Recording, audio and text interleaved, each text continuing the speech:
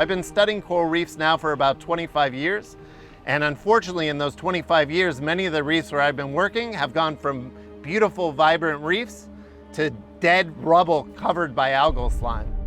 Seeing the transition and death of reefs all around the world has really infected me almost with trying to make my science more relevant for preserving and ensuring that there are healthy reefs going into the future.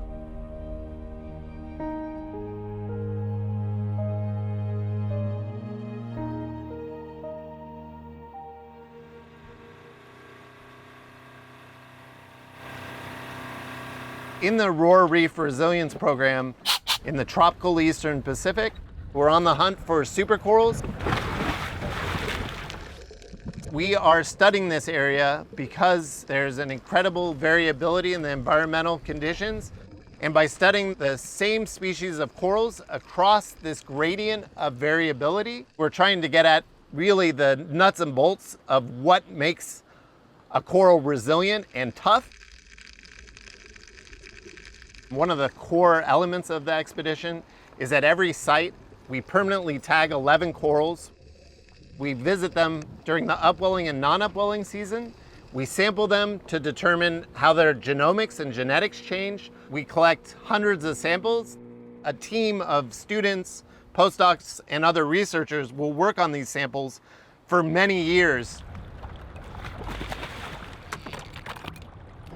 to really monitor the large-scale ecological changes. We use a technology borrowed from Silicon Valley. We swim along taking a photo every second. We take about 5,000 photos, and the software finds the areas of overlap between the pictures and makes a 50-meter by 4-meter 3D model of the reef. And we can use these models to study the ecological change on the reef in a totally new way.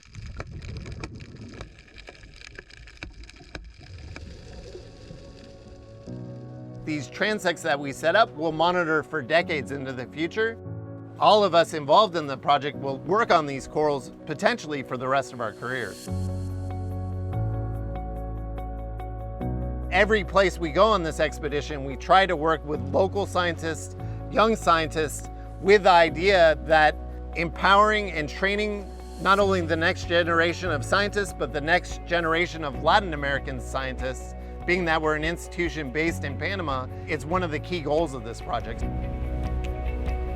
What I'm committed to in my career is trying to use the newest technologies, apply them in new and important ways of protecting coral reefs, including better management, better restoration, and more science-based conservation.